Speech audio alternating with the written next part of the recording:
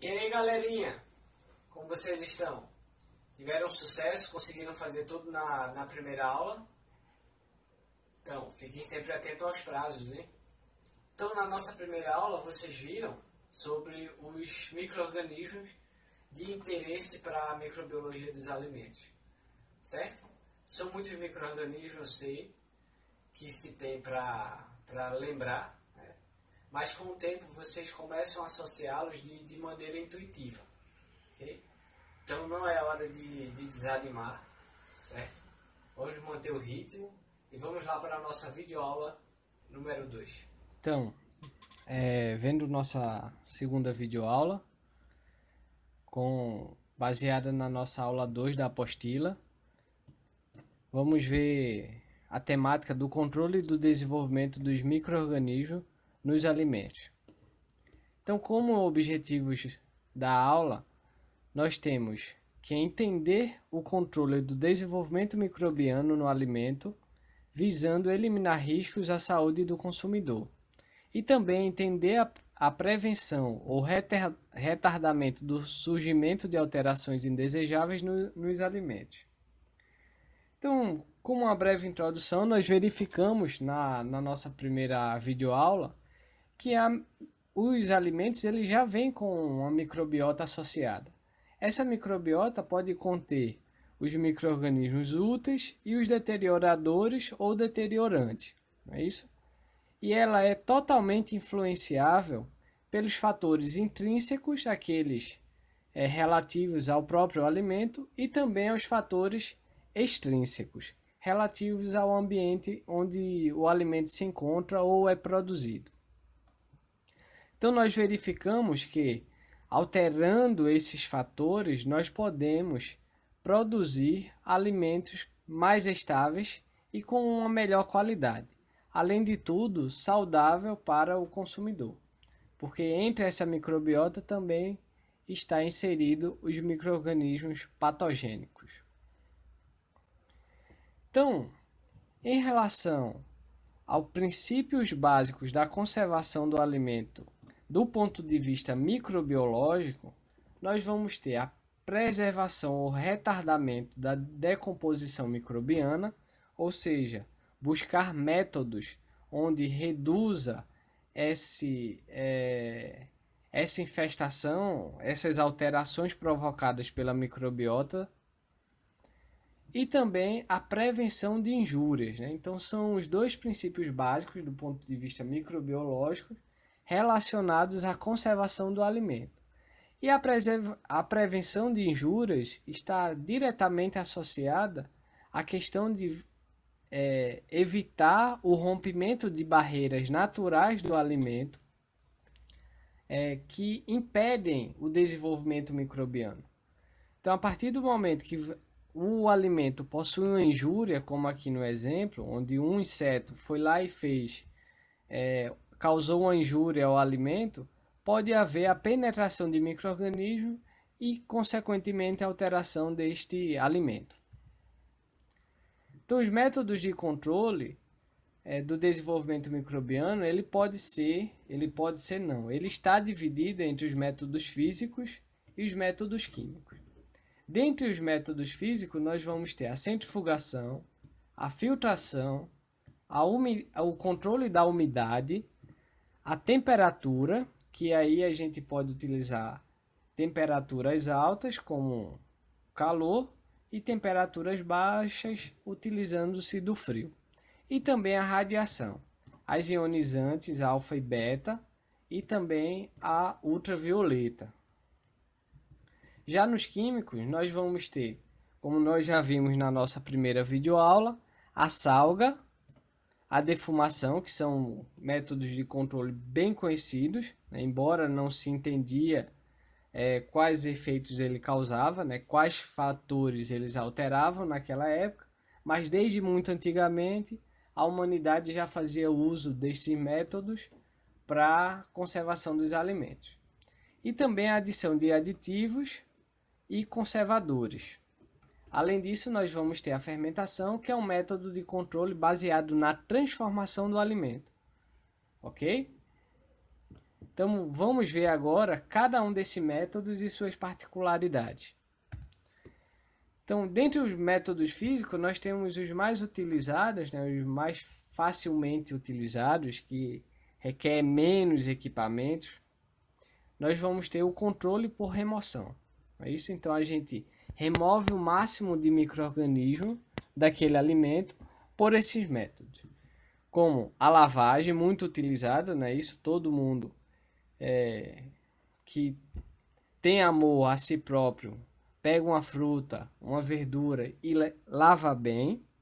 Também vamos ter a filtração, que também pode ser feita em casa, né? Daqueles métodos, mas sempre optando pela forma mais higiênica possível. E também a centrifugação, que aqui, embora a gente já tenha algumas saladeiras, né, que utilizam-se do sistema de centrifugação, mas isso não é tão difundido nas casas. Por isso é um equipamento que a maioria das suas dimensões é de escala industrial. Então, ainda nos métodos físicos, nós temos a alteração, a manutenção de condições desfavoráveis, né, à microbiota. Então, como exemplos, nós vamos ter as embalagens a vácuo ou a substituição de oxigênio por outro gás que não é utilizado pela maioria dos micro-organismos. Ou seja, você acaba gerando uma atmosfera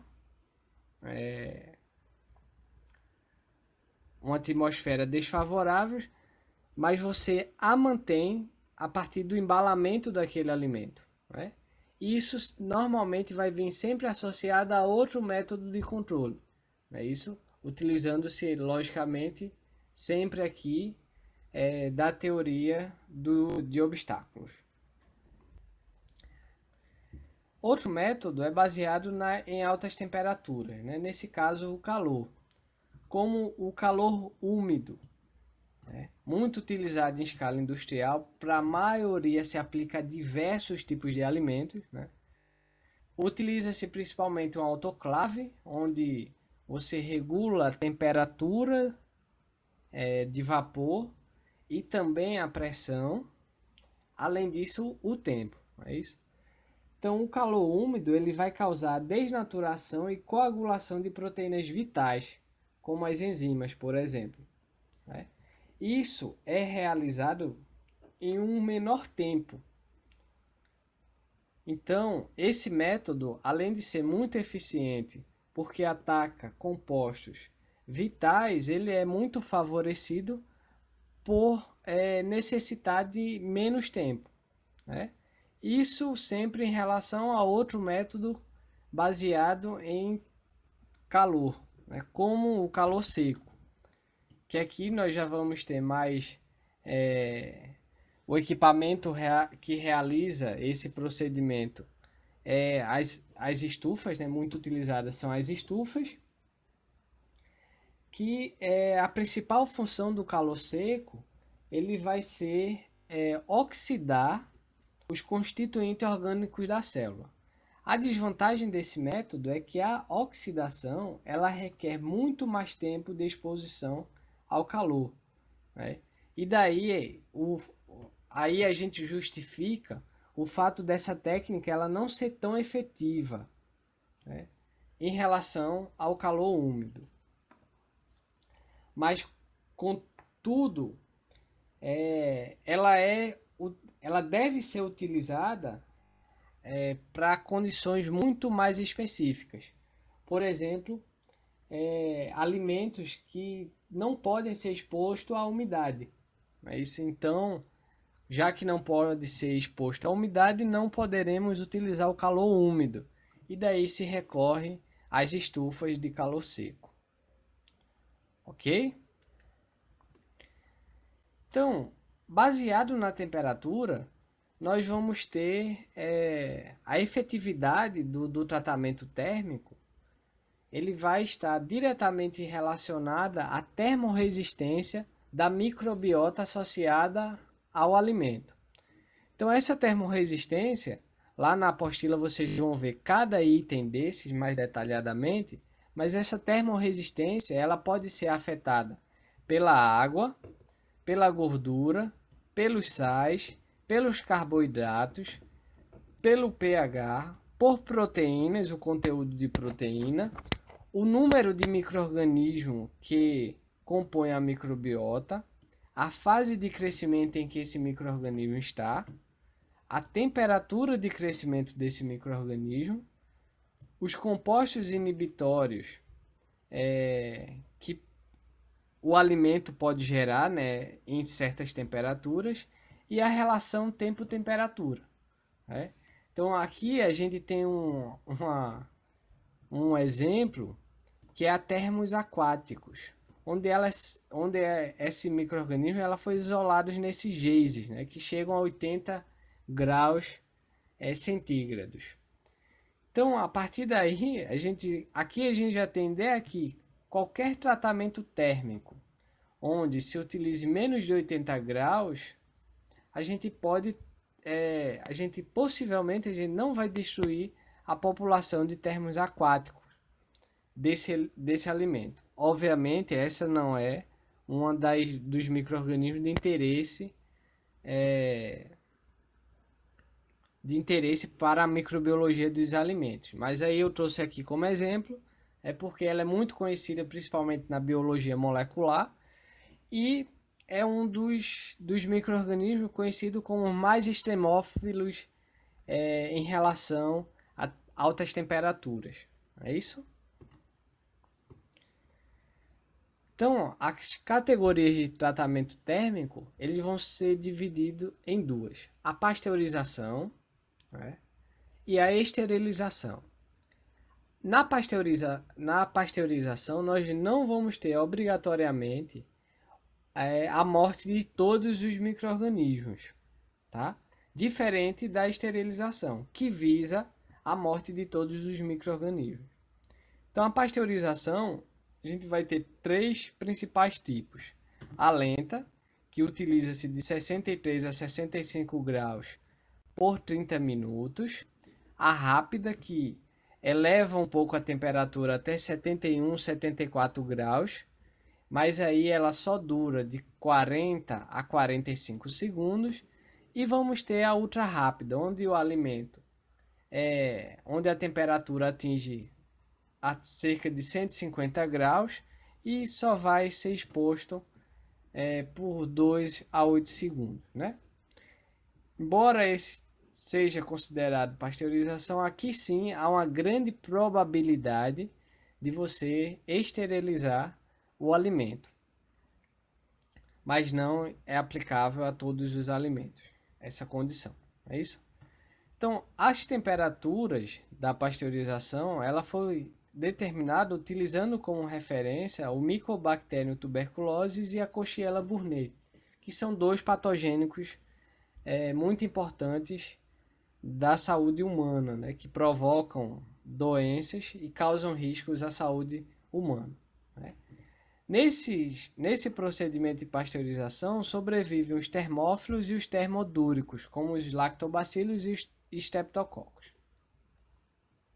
Ok?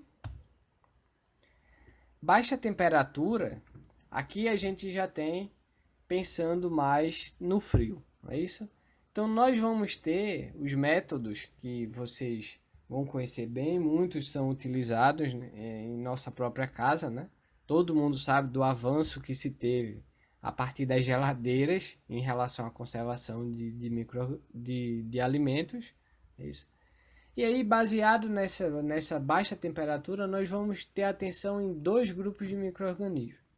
Os psicrófilos, onde crescem entre 0 graus e 20 graus, mas tem a temperatura ótima de crescimento sempre entre 10 e 15 graus. Ou seja, são micro-organismos especializados para o frio. Já o outro grupo de micro-organismos são os psicrotróficos, que crescem entre 0 e 7 graus, mas sua temperatura ótima de crescimento independe Então, nem sempre são organismos apenas especializados no frio. Nós vamos ter micro-organismos psicotróficos que crescem aí nas temperaturas de um mesófilo, mas que também têm a capacidade de crescer de 0 a 7 graus. Ok? Então, em relação ao tratamento com baixa temperatura, nós vamos ter 3 categorias de temperatura. A fria, que vai de 5 a 7 graus, né? Ou temperatura ambiente, que atinge de 10 a 15 graus. A refrigeração, que vai de 0 a 7 graus. E a de congelamento, que são temperaturas menores do que, maiores do que menos 18 graus centígrados.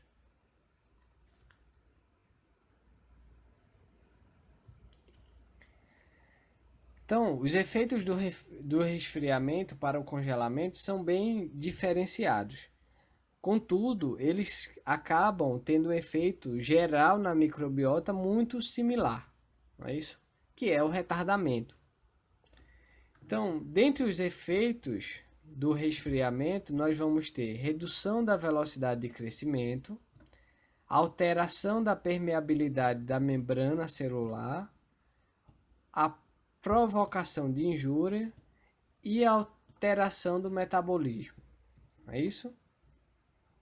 Já o efeito do congelamento, nós vamos ter a redução da atividade de água, expulsão de gases citoplasmáticos, que acaba alterando o pH intracelular, que vai gerar um desequilíbrio dos eletrólitos, altera também o estado coloidal do citoplasma, desnatura proteínas e induz os choques térmicos em organismos termófilos e mesófilos.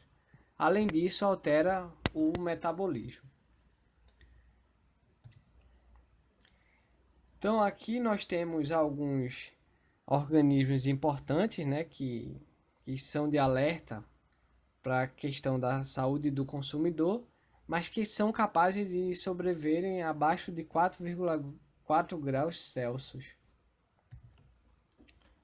Outro método de conservação dos alimentos é o controle da umidade, que pode ser a secagem, a concentração, muito aplicados para sucos, a instantaneização, né? Aqui nós temos um exemplo clássico, que é o leite liofilizado, quer dizer, instantâneo.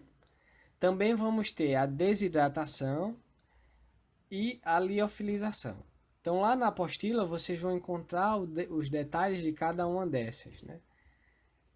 E é importante saber quando aplicá-las e a quais tipos de alimentos nós podemos aplicá-las.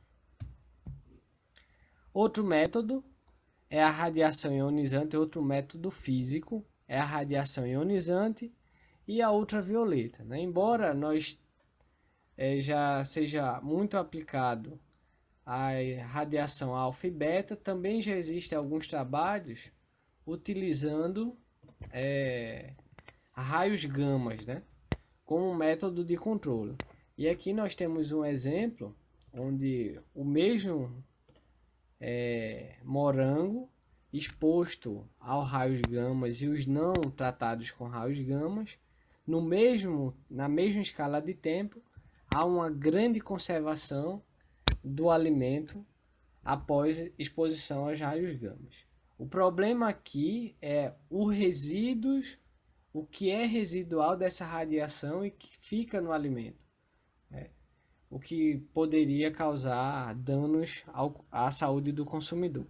Outro método é a radiação ultravioleta, que também tem se mostrado muito eficaz para alguns alimentos que tinham um tempo de prateleira muito reduzido. Já nos métodos químicos, nós vamos ter a salga, que aí a gente tem aqui um adendo para os micro-organismos, onde, baseado na tolerância à quantidade de cloreto de sódio que os micro-organismos têm, nós vamos poder classificá-los em alguns grupos, como os ligeiramente halóficos, que toleram de 2 a 5% de cloreto de sódio, como a Pseudomonas, a Morachella, a Acinetobacter e o Flavobacterium. Nós vamos ter o moderadamente halofílicos, que aí nós vamos ter micro-organismos que toleram de 5 a 20% de cloreto de sódio, como as bactérias gram-positivas da família Bacillacea e Micrococcaceae. Vamos também ter o grupo dos micro-organismos extremamente halofílicos, que toleram até 30% de cloreto de sódio, né, como os halobacteriums e os halococos. E também vamos ter um grupo de micro-organismos que podemos considerar halotolerantes. Ou seja, eles preferem sem sal, mas conseguem tolerar. Eles crescem em ambiente sem a presença de cloreto de sódio, mas também conseguem tolerar concentrações mais elevadas do que 5% de cloreto de sódio. Então, isso é aplicado principalmente às bactérias, mas existem alguns fungos deteriorantes que são capazes também de crescer em alimentos após o tratamento com sal, como o aspergillus e o penicillium, e principalmente o Sporendonema expulsum, que deterioram pescados salgados, principalmente. Tá? E aqui a gente faz um adendo porque a maioria das bactérias patogênicas, né, aqueles micro-organismos maus, eles não conseguem tolerar uma elevada concentração de sal. É isso, principalmente concentrações superiores a 10% de cloreto de sódio.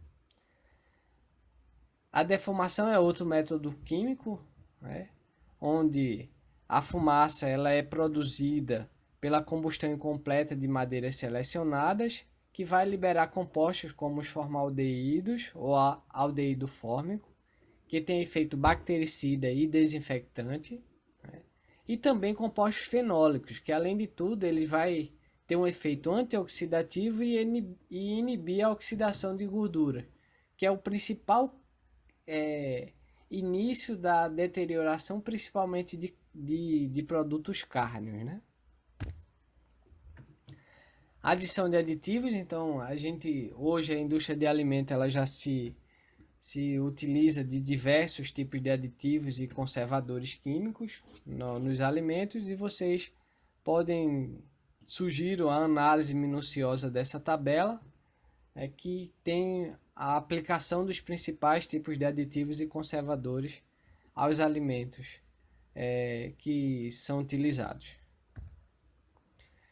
Então, por fim, sobre os métodos de controle químico, nós vamos ter a fermentação, onde a ideia aqui é utilizar micro-organismos, nesse caso os micro-organismos úteis, para promover a transformação desses alimentos iniciais para alimentos mais elaborados que tenham um tempo de prateleira mais efetivo, né? Como, por exemplo, a produção de queijos, de vinhos, de vinagre e assim por diante. Então aqui a gente faz uma observação onde o vinagre, o ácido acético, a produção de ácido acético, ele é baseado principalmente em dois modelos, né? Então, quando a gente utiliza alguns micro-organismos geneticamente modificados, nós podemos ter diretamente da fonte de glicose, é isso? Passar por todo a cascata metabólica até a produção do ácido pirúvico, e daí esse micro-organismo geneticamente modificado ele consegue fazer a transformação, a produção direta do ácido acético. Mas normalmente o principal via é baseado no Acetobacter A7, principalmente, onde é necessário uma pré-fermentação para a produção do etanol, onde esse Acetobacter A7 ele vai utilizar-se desse etanol produzido, né, na fermentação alcoólica para a produção do ácido acético. Compreendido isso? Ok. Então, como a gente já falou, a ideia da fermentação é aumentar o tempo de prateleira desse produto. E daí a gente vendo esses métodos de controle, a gente percebe muito bem a aplicação da teoria dos obstáculos. Então, galerinha, é isso. Aguardo vocês para a nossa terceira videoaula e finalizando o nosso bloco antes da AV1. Então, novamente, atentos aos prazos, às nossas atividades no AVA e não deixem de participar, principalmente dos nossos fóruns. Até mais.